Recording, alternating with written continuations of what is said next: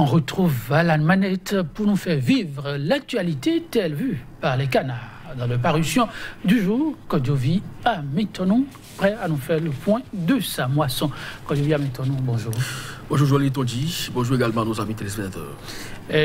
Hier, on évoquait un sujet qui ne manque pas d'intérêt. Aujourd'hui, les canards sont amplement revenus là-dessus.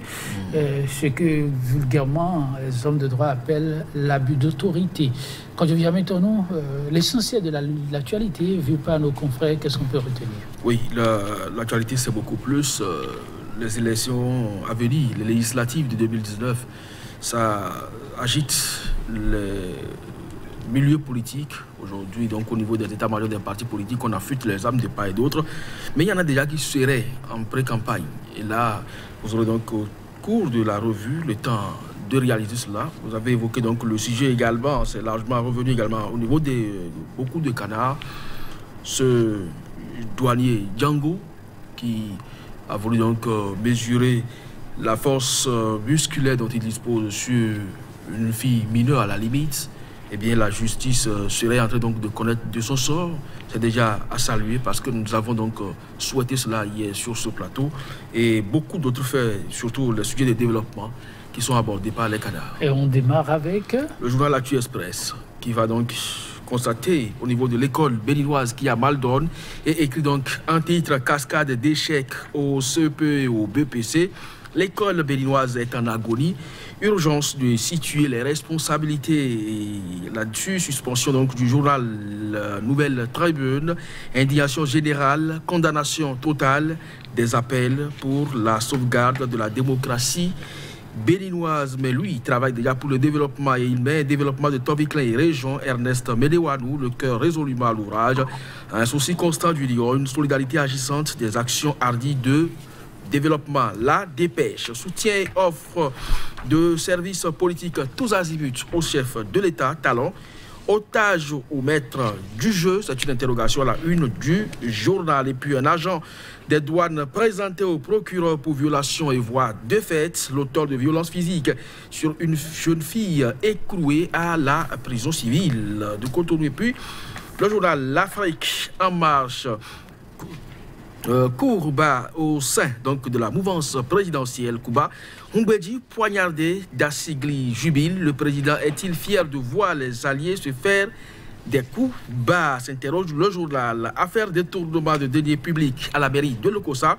Lit le droit de réponse de Kazimir Awadi, donc adressé au journal L'Afrique en marche. Le nouvel observateur. Réalisation du projet asphaltage. Combien coûte un kilomètre de route au Bénin? Et là, vous avez donc en illustration la portion d'un kilomètre d'asphaltage révélée coûte 1,5 milliard de nos francs CFA. Après la condamnation de Laurent Métognon et co-accusé, et si le chef de l'État faisait le nettoyage au sein donc de l'écurie à propos du référendum de la révision de la Constitution, que cache tristesse, regret et désolation du BMP, s'interroge le canard. Gouvernance au sommet de l'État.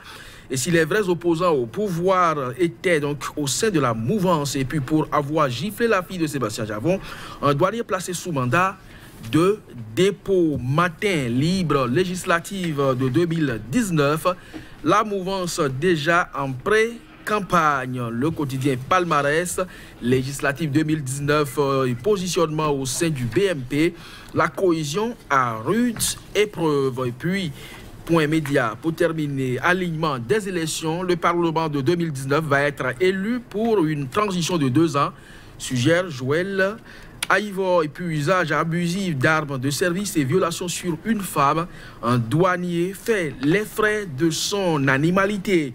Et puis construction d'infrastructures à l'ère de la rupture, Talon réussira-t-il à relever les défis des grands chantiers qui l'attendent? Et puis retour des kermesses politiques.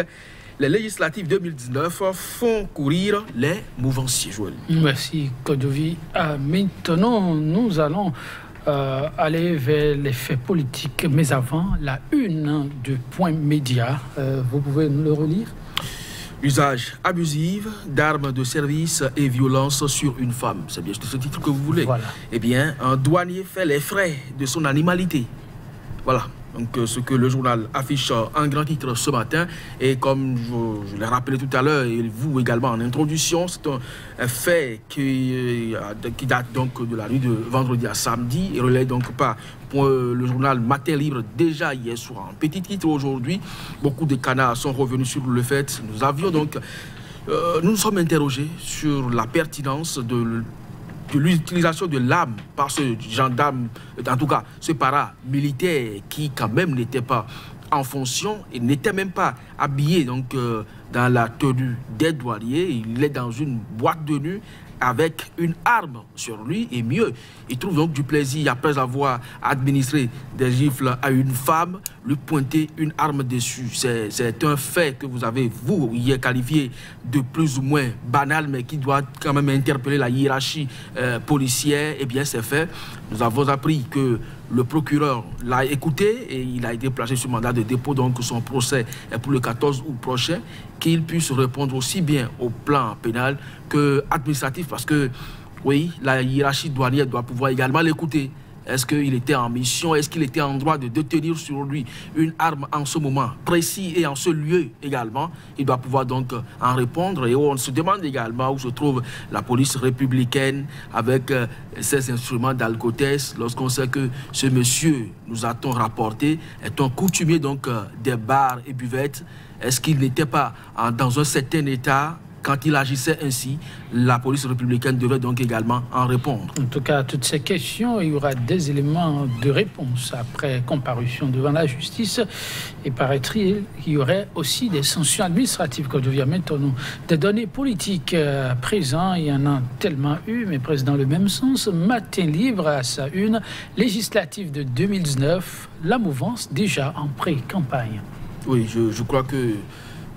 oui, un titre comme celui-là est vraiment à prendre au sérieux parce que la photo qui illustre cette activité, vous l'avez remarqué, moi j'ai suivi curieusement la télévision nationale du Bénin où l'activité donc du ministre d'Assigli, en même temps président de l'AND, soutien donc du chef de l'État, a été diffusée sur la télévision de plus de 4 minutes.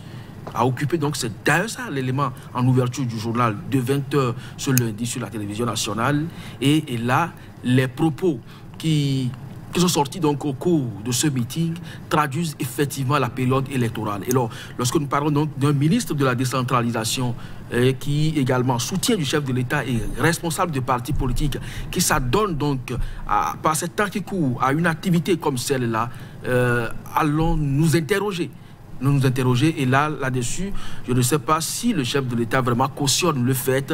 Nous ne sommes pas encore en campagne et la pré-campagne non plus n'a pas commencé.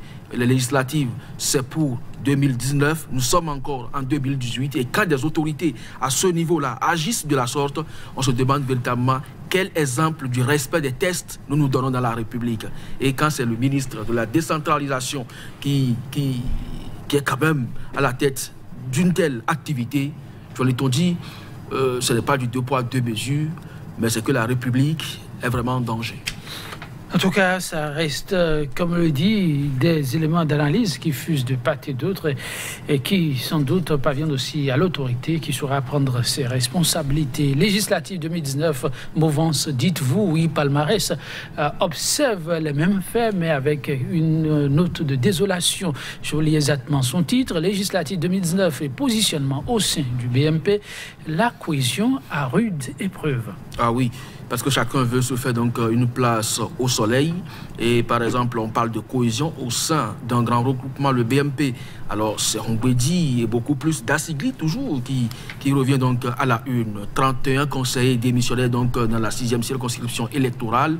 Ils sont partis donc du PRD et récupérés dans l'espace de 48 heures ou plus par l'AND de ministre d'Assigli. Alors, c'est des formations politiques qui soutiennent donc les actions du chef de l'État. En temps normal, il ne devrait pas y avoir clash à ce niveau. Mais malheureusement, c'est en leur sein qu'on le note. Les démissionnaires estiment à un moment donné qu'on ne communique pas trop au sein de la formation politique et mieux, les prises de position de leur formation de départ, le PRD, donc, au niveau donc du bloc, les dérange. ils estiment qu'à un moment donné, ils risquent d'être exclus complètement du jeu. Donc, pour mieux se repositionner, il vaut mieux donc quitter la vague de Humbedi pour se rapprocher davantage du ministre de la décentralisation, soutien donc du chef de l'État qui est déjà donc en pré-campagne suivant donc cette activité organisée dans sa région. Bref, c'est dire que le chef de l'État, si vraiment il tient donc à cœur le développement donc de ce pays et qu'il veut vraiment amorcer cela avec des acteurs politiques, qu'il sache quel camp choisir et pour quelle mission précisément. Les coups bas que nous notons aujourd'hui ne sont pas de nature à vraiment garder la BAC. Oui, un appel de pied au chef, un clin d'œil également de la part du nouvel observateur qui va vers un dossier, il paraît, très politico-judiciaire.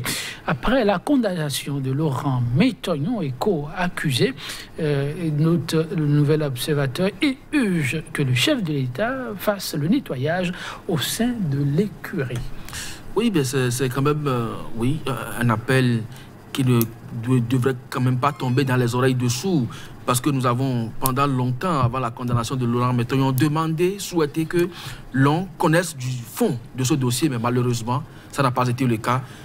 Si cet appel donc, du journal Le Nouvel Observateur peut être entendu par le chef de l'État, je crois que les caisses s'en ressentiraient bien.